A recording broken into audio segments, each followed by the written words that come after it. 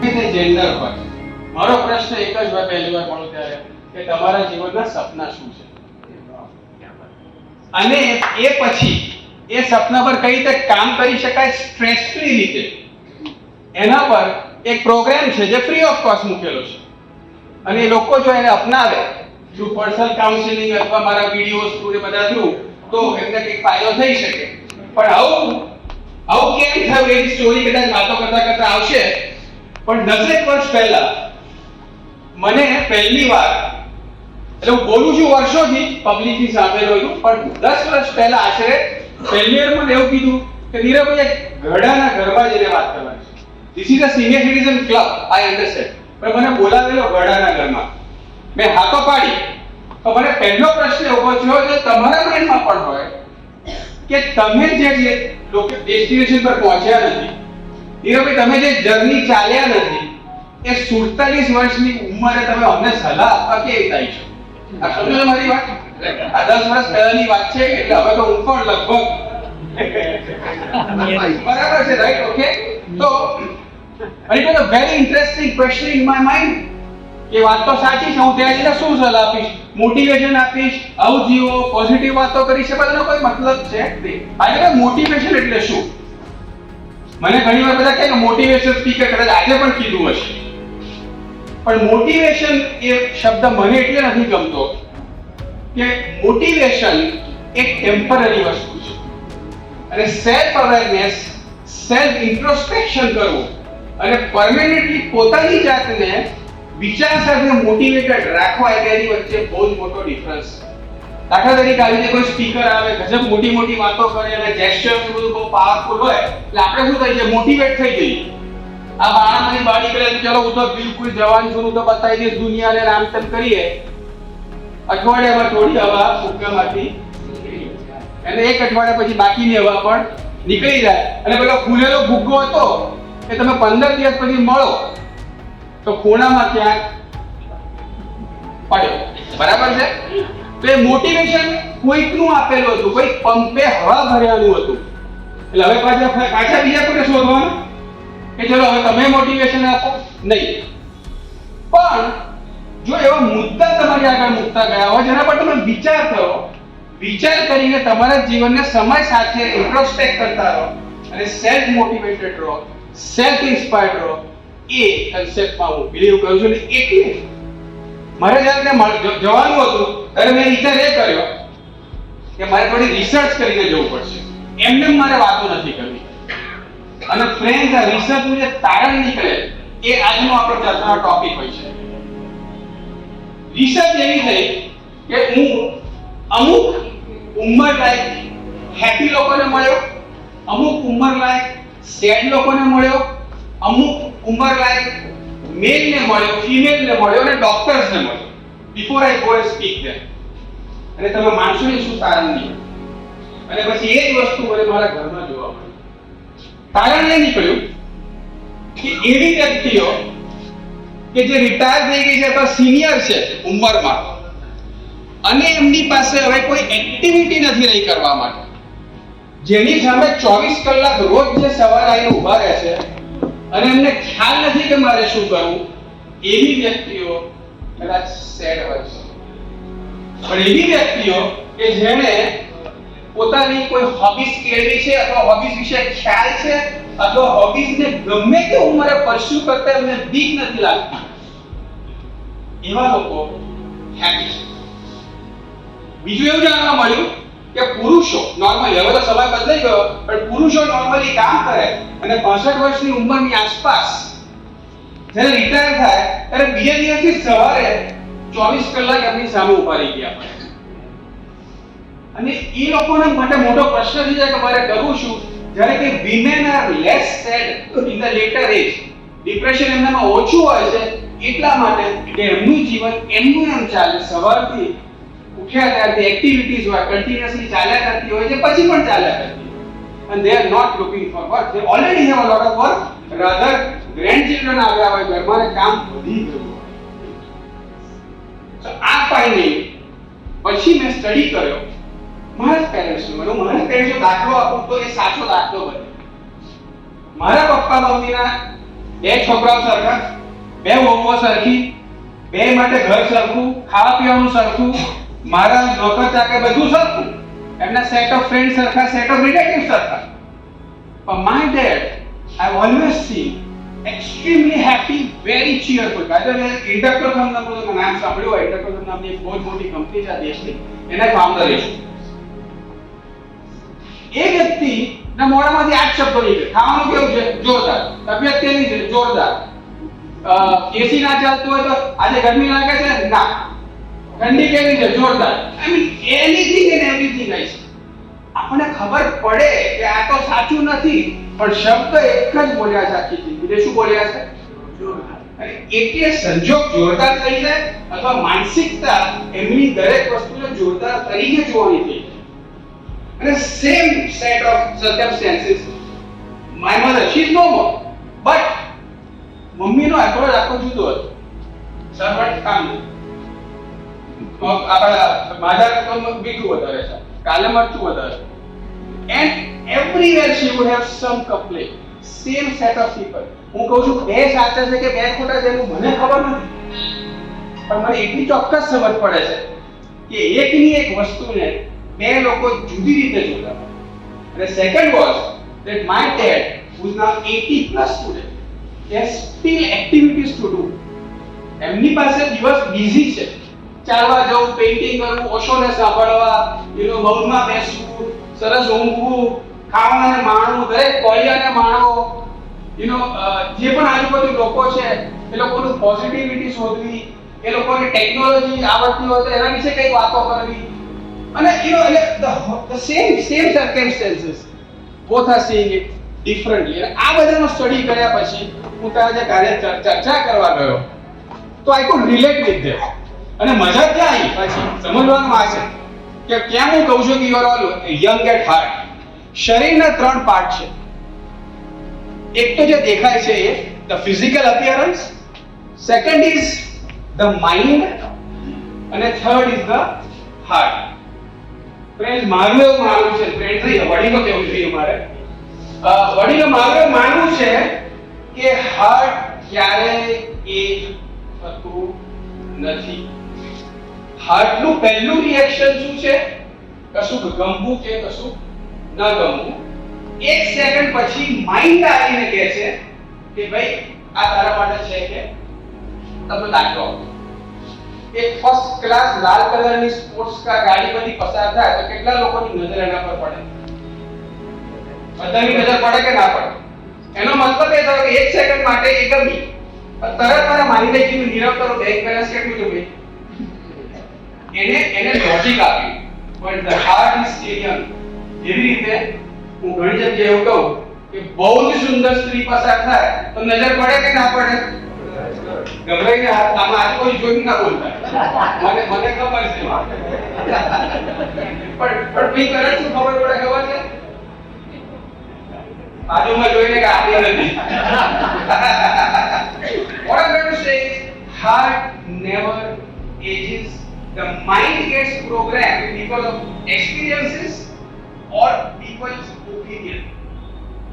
અને એ mind programme ના થાય બહુ અગત્યનું છે આપણા માટે. હાર્ટ તો યંગ જ છે અને બોડી કે જે બતાવે છે કે એ એનું ફોર્મ બદલી રહ્યું છે. પણ એમાં તમને એક દાખલો આપું. મારી ઉંમર અત્યારે 57 વર્ષ અને મારા જીવનમાં આવનારા 27 વર્ષના લોકો કરતા પણ વધારે કસરત અને કન્ટિન્યુઅસલી પ્રોગ્રામિંગ. અને ક્યાંથી હાલ તમને જો ક્યાંથી મારી હિંમત જાગી તો કન્ટિન્યુઅસલી પ્રોગ્રામિંગ એવું ચાલે છે કે 30 પછી 40 પછી 50 પછી તમારો સ્ટેમિના ઘટે, મસલ માસ ઘટે, તાકાત ઘટે, નહીં કરવાનું, કમર દુખવા માંડશે, મસલ ખેંચાઈ જશે, એ બધું વગેરે વગેરે. હવે આપણે સામાન્ય રીતે સાંભળ્યું આ કે ના મોટે કે આ કે ના? તમે જો આની પણ તો બહુ ટાઈમ કપા માંડે.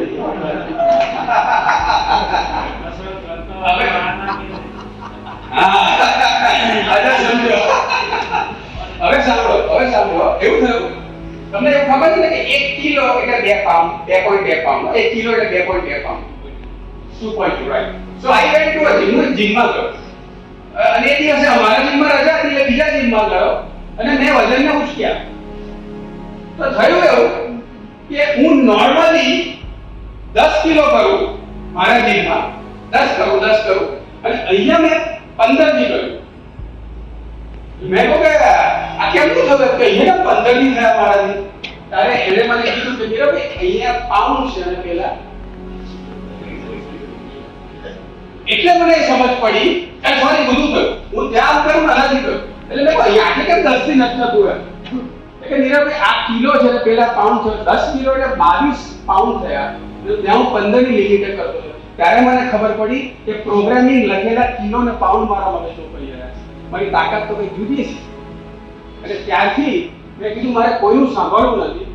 સાંભળીશ ખરો પણ હું 24 કલાકે વાત પર બેસીશ, વિચાર કરીશ, મારી જાતને પૂછીશ, પ્રયત્ન કરીશ અને જો મને પ્રૂફ મળશે કે ના હું કરી શકું એમ છું તો હું ઉંમરને અને એને કોઈ રિલેશનશિપ આપીશ નહીં.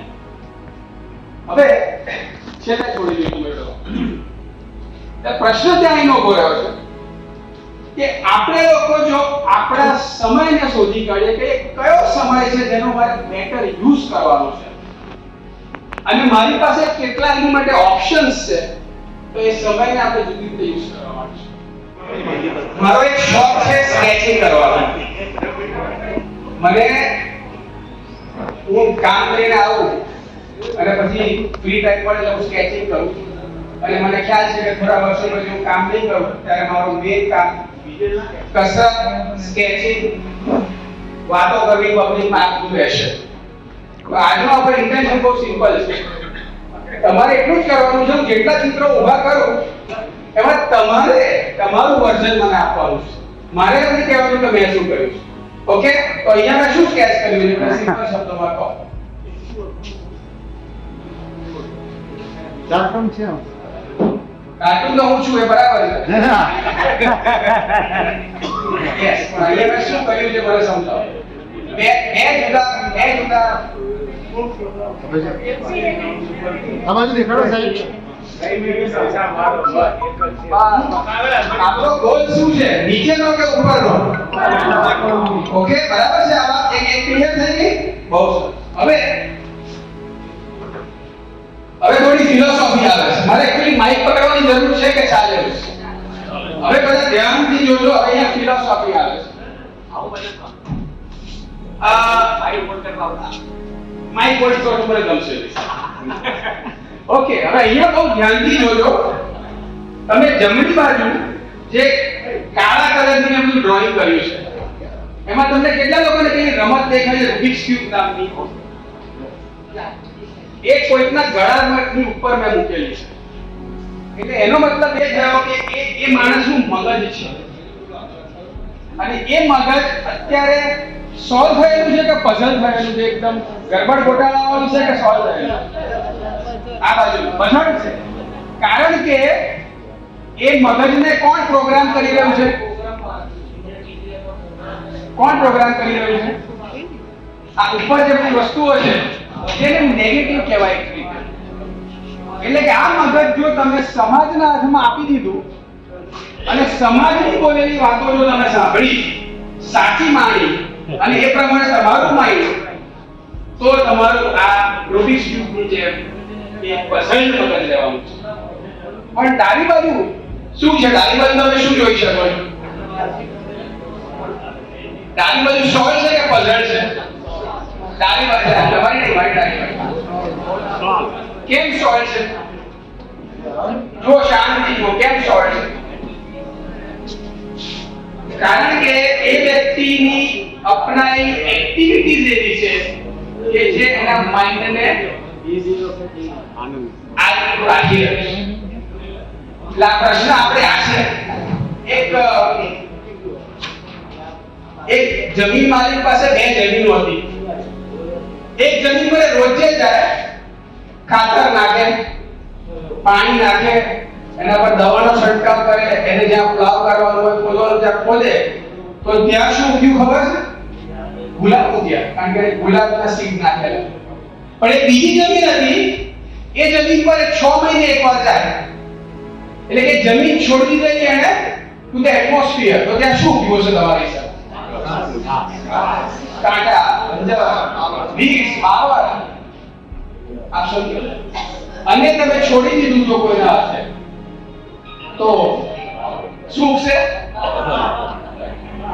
અને તમે જાણો છો કે દરેક એજની જુદી જુદી જાતની લોકોને સલાહ મળે છે, તમને મળતી હશે. તમને વિચારો તમે એને વિઝિટ કરો છો કે વિઝિટ કરવાની રીતો કે આપણે વિચારીશું. 5 મિનિટ બાકી હોય કે જો તો 5 મિનિટ બાકી હોય હું સમજી 5 મિનિટ બાકી હોય તો હું સમજી લો. ચર્ચા કરું કે શું કરું? બોલો. ફેન્ટાસ્ટિક. ઓકે. મજા આવી ગઈ. ઓકે, હવે આ એક બહુ બીજો અગત્યનો તમને મુદ્દો કહું. અરે તમે એ તો કહો કે તમે સારું બોલો છો, એવું તો બોલો મને કીધું. વચ્ચે કોઈ તાલીનો પડલો મારે. ઓકે, આ સીન નંબર પહેલો છે. આ સીન નંબર પહેલો છે. એ પહેલા સીનમાં શું દેખાય છે તમને? વિચાર કરે છે. હેપી છે કે અનહેપી છે? અને એની આગળ શું પડ્યું છે? ઓકે, આ બ્લેક કોફી છે એટલે કડવી છે. એટલે જેટલી વાર આ કોફીનું સિપ લે છે એટલી વાર એને કયો સ્વાદ આવે છે? કડવો આવે છે. એટલે એ સેડ છે. આ એને કેવું થયું કે હું જેટલી વાર એ વિચારો કરું કે મારા જવાના દિવસ આવ્યા, મારી ઉંમર થઈ ગઈ, મારી કમર દુખે છે, મારા છોકરાઓ મારી નજીક નથી, મારી આસપાસના લોકો મારું બહુ સાંભળતા નથી, હું ગાયન સારું ગાઉં છું પણ લોકો કટાક્ષ કરે છે, વગેરે વગેરે વગેરે. તો એ આ બ્લેક કોફી પીધા બરાબર છે. જીવન જીવનમાં મજા આવતી નથી.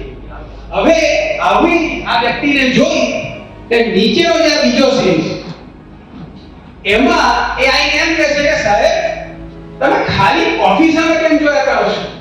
તમે 10 ડગલા પાછળ વળો. તમે એક કેફેમાં બેઠા છો, એક કોફી બારમાં બેઠા છો, એક રેસ્ટોરન્ટમાં બેઠા છો. અહીંયા બિસ્કિટ છે, ખાંડ છે, ચોકલેટો છે, ક્રીમ છે. ખાલી કોફી પર કેમ નજર નાખેલી છે? અને જો તમે આ બધું જોશો તો તમે ધીમે ધીમે એ બધું એમાં એડ કરી અને તમારી સરસ ભાવતી કોફી બનાવી દો. આ સરસ છે. એ રીતે આપણે લિસ્ટ બનાવવા બેસીશું તો કમ્પ્લેનનું લિસ્ટ છે અને એ સત્ય છે. કોફી કડવી છે એ સત્ય છે. કમ્પ્લેન્સ છે એ સત્ય છે. પણ ક્યારે પોતાની જાતને એવું પૂછ્યું કે લાવ 10 ડગલા પાછળ જઈ આખા જીવનને જો એટલે શું શું પોઝિટિવ છે, શું શું પોઝિટિવ પોસિબિલિટીઝ છે, એ બધી મેં અપનાઈ છે કે નથી અપનાઈ? હું અપનાઈ શકું એમ છું કે નથી અપનાઈ શકું? અને એ મારી કડવી કોફીને હું મારી મનગમતી કોફી બનાવી શકું કે ના બને? આ પ્રશ્ન આપણે ઓકે રાઈટ. કાઈ હવે હું સમાપ્ત કરું. બીજા બેટર સ્કેચીસ છે but let me try to conclude with some practical points. આપણે બધા પાસે કેટલા કલાક હોય? 24 કલાક. સાચી વાત છે? આ તમારા બધા માટે હું એક કોમન એક્સરસાઇઝ કરું છું. સાચી ખોટી તમે જાતે નક્કી કરજો અથવા ઘરે જઈને નક્કી કરજો. જીવનનું પ્લાનિંગ નથી કરવાનું. આપણે પ્લાનિંગ બહુ નાની મેટરનું કરવાનું છે. એવું જો તારણ કાઢીશું ને, જે દાખલા તરીકે કોઈ પણ એક મોટું વેજીટેબલ એટલે શાક નામ આપો ને, કોઈ પણ એક શાક ફુલાવર. તો ફ્લાવરમાં મને કઈ ડાઘો દેખાયો કે કીડો દેખાયો કે કઈ પકડેલું દેખાયું તો આખું ફુલાવર ફેંકી દેવાનું? જો હું એને કટકા કરવા માંડું તો કદાચ 90% ફુલાવર સારું નીકળશે ને 10% ફુલાવર માટે મારે કોઈ વિચાર કરવાનો આવશે. સાચી વાત છે ને? એટલે જીવન is not an issue. We let's find out issue શું છે. તો ઇશ્યુ આપણે શોધીએ તો માની લો કે 24 કલાક છે. એમાંથી આપણે કેટલા કલાક ઊંઘીએ? 8 હું 7 લખું છું. આ 7 કલાકનો પ્રોબ્લેમ સોલ્વ છે. પછી એકવાર બાથરૂમ કરવા વધારે ઊભા થવું પડી રહ્યું છે, વસ્તુ જુદી છે. પણ 7 કલાકનો પ્રોબ્લેમ સોલ્વ છે, 24 કલાકનો પ્રોબ્લેમ જ નથી એમ કહું છું. હવે મને સમજાવજો, 2 વાર જમો, 2 વાર નાસ્તો કરો, નાવા જાઓ, વોશરૂમ ને બધું વિઝિટ કરો વગેરે, એવા જે આપણા જે નોર્મલ રિચ્યુઅલ્સ હોય છે એ કેટલા કલાકના હોય આખા દિવસના? 3 કલાક. તમે સમજો આ 3 કલાક પણ પ્રોબ્લેમ છે જ નહીં. 10 કલાક તો તમે રૂટીનમાં. હવે મને ફર્ધર કહેજો, હવે ટીવી કેટલા કલાક જોઈએ? 2 કલાક. એક્સેલન્ટ. ચાલો 2 કલાક બીજી મને એક્ટિવિટીઝ કહો કે જે રૂટીનમાં કરવી જ પડે. મોબાઈલ હા એ ખાલું ગાર્ડન કેવું બને ભાઈબંધોને મળવા ગાર્ડન ઓકે, તો ફ્રેન્ડ જોડે બેસવું. હા, અને કેટલા કલાક? 3 કલાક. 2 કલાક. હવે ફ્રેન્ડ જોડે જે બેસો છો ને એ વખતે ખાલી આરોગવાનું. હું તમને કહું, સ્પોન્જ કેટલા લોકોને ખબર છે? સ્પોન્જ એટલે ખબર છે શું? સ્પોન્જ પોતું પ્લેટફોર્મ પર પડેલું હોય છે એને સ્પંજ કહેવાય. માફ કરજો, રાઈટ? આપણું ઇંગ્લિશ જરા કાચું. સ્પંજ ઉપર તમે સવારે ગરમ થોડી ઓછી પીધેલી ચા રેડો તો સ્પોન્જ શું કરે? એબ્ઝોર્બ કરે કે સવારમાં એઠી ચા મારા પર નાખી દે પાછી? એવું ના કરે. શું કરે? એબ્ઝોર્બ. અને 2 કલાક પછી તમે ઠંડુ પાણી જે તમે પીધું નથી અડધો ગ્લાસ એ રેડો તો એ શું કરે? હવે ઠંડુ પેલા ગરમ એટલે પાછું એવું કરે કે શોષી. અને પછી તમે કઈક જમ્યાની દાળ વધી હોય એ નાખો, પછી કોક નાખો, સાંજે ફરી ચોકલેટ કોફી નાખો. આ બધા સમયમાં કરે શું? શોષી. અને સાહેબ તમે એ સ્પોન્જને સવારે ફરી મળો તો ભીનું હોય કે કોરું હોય? એનો મતલબ શું કાઢવાનો હતો કે એ જે એક વાર એને શોષી લે છે, રિએક્ટ નથી કરતું, અને રાતે એના પર મંથન કરે છે કે આમાંથી મારા કામનું શું અને નકામું શું, અને લાવો ફરી કોરું થઈને બેસું. આજે સમાજ ફરી કશું મારા પર રેડવા આવવાનું છે. 2 કલાક જે તમે સમય ગાળો એમાં બને તો આરોગવાનું, રિએક્શન, કટાક્ષ, ખોટો છે તું, નરેન્દ્રભાઈ આમ છે ને રાહુલભાઈ આમ છે, એ બધી વાતો બરાબર છે, આપણે કહેવાથી કોઈ ફરક પડતો. ચાલો પછી કોમલ. listening to music. Super. So I'll tell you now. The point is કે તમારો જે ફ્રી સમય છે, ફ્રી સમય, આ ફ્રી સમયમાં કયા પોઝિટિવ કામો થઈ શકે એનું મને લિસ્ટ આપો એમ. હવે પોઝિટિવ કામ. લેડીઝ જેન્ટ્સ તો અલગ પડશે ને. લેડીઝ તો 24 કલાક ખબરથી ઉઠતા જો હવે સાંભળો, લેડીઝે શું કરવાનું આવું કોઈ બોલે ત્યારે? સ્પંજ બની જવાનું. આપણે સામે જવાબ નહીં આપવાનો. એટલે પછી લોકો સમજી જશે કે મારા બેટા આ તો બહુ મેચ્યોર છે. It's very hard for them. Okay, so કયા પોઝિટિવ કામ થઈ શકે? તમારા હોબીઝ શું હોય છે? વાંચવાનું, reading, excellent. Reading is drawing. Wow, drawing કરવાનું. યાર એટલા બધા આર્ટિસ્ટો છે જેની 80 85 વર્ષની ઉંમર છે ને કરે છે. અને એવું જરૂરી નથી કે મોડું ગોળ જ બનવું જોઈએ અને આખું આવી બનવું જોઈએ. It's the satisfaction. તમે આ મારા ચિત્રો જોશો તમને કદાચ ગમ્યા, પણ તમે જોવા બેસશો તો એક્ઝેક્ટ પરફેક્ટ નહીં હોય. પણ મને આનંદ છે આ વસ્તુ કરવાનો. રાઈટ. ઓકે, ભાઈ બીજું શું કરી શકાય? Social work. Excellent. Social work. Wow. પછી ઓફિસ વર્ક કરી શકાય. ફેન્ટાસ્ટિક. ભાઈ બીજું શું કરી શકાય? મ્યુઝિક સાંભળી શકાય. બીજું શું કરી શકાય? અચ્છા, સિનિયર સિટીઝન ક્લબમાં જઈ શકાય. Yes, perfect. પછી શું કરી શકાય? અરે વાહ, જબરજસ્ત. એક્સરસાઇઝ કરી શકાય. પછી શું કરી શકાય?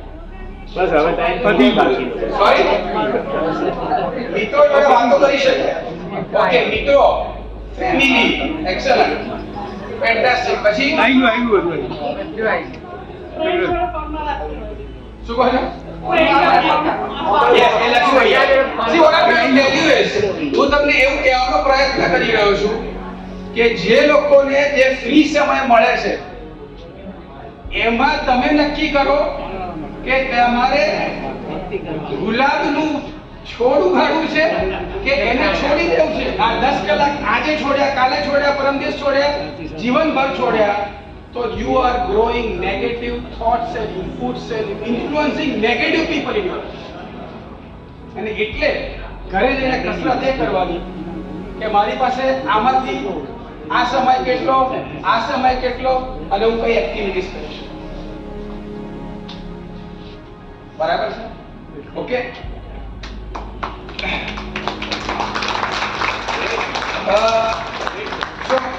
કન્ક્લુડ આવીને કરું કે આ સ્ટોરી સાથે કન્ક્લુડ કરું છું. તમે 2 મિનિટ માટે એને જોઈ લો. પહેલો સીન એવો છે કે હોસ્ટેલમાં 2 છોકરાઓ મારા પડેલા છે. આ બાજુનો સીન, અમારી આ માઇક બાજુનો સીન. એક હોસ્ટેલમાં 2 છોકરાઓ મારા પડેલા છે. એની નીચે એ 2 છોકરાઓ ડોક્ટર પાસે ગયેલા છે.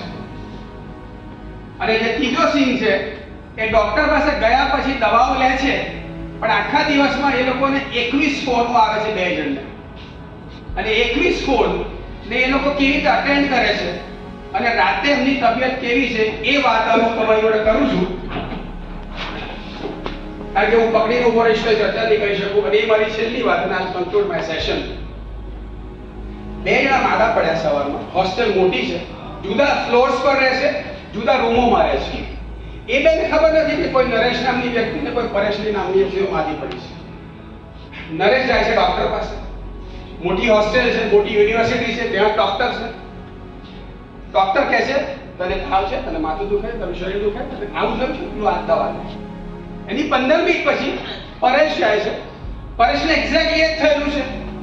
તો ડોક્ટર ફરી એ જ દવા પરેશને આપે છે. ડોક્ટર એમને કહેતા નથી કે નરેશ પરેશ આવી રીતે આવેલા, પરેશ નરેશ એ ઓળખતા નથી. દવા લઈને ઘરે જાય છે, રૂમમાં જાય છે. જેમ કીધું જેમ 3 વાર દિવસમાં દવાઓ લેવાની હતી, દવાઓ પણ લે છે.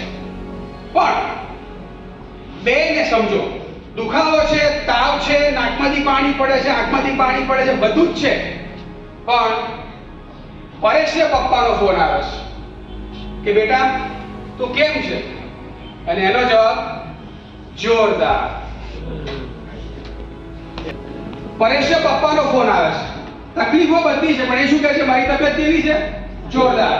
થોડી વાર મમ્મીનો ફોન આવે, તબિયત કેવી છે? જોરદાર. ભાઈબંધનો ફોન આવે, તબિયત કેવી છે? બેનપણીનો ફોન આવે, તબિયત કેવી છે? 21 ફોન. આ બિલકુલ કે મન તો થઈ ગયો કે દયા બેઠા કાઢું, પણ પેલું 21 વાર એ શું જવાબ આપે છે?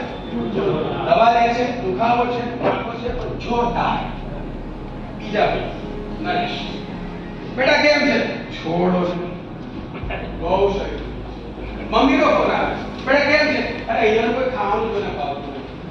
બેનપણીનો ફોન આવે, પછી કોઈ જે સાહેબ નાટક કરે છે. તે ભાઈબંધનો ફોન 21 વાર એનો ફોન આવે છે. 21 માં શું કહે છે? નથી મજા આવતી. મને એક વસ્તુ સમજાવો, સેમ પ્રોબ્લેમ, સેમ જગ્યા, સેમ ડોક્ટર, સેમ દવાઓ, સાંજે વધારે તબિયત કોની સારી હશે? Medicine could be a part of life, but mind is also a part of life. મજા આવી ગઈ? Best of luck.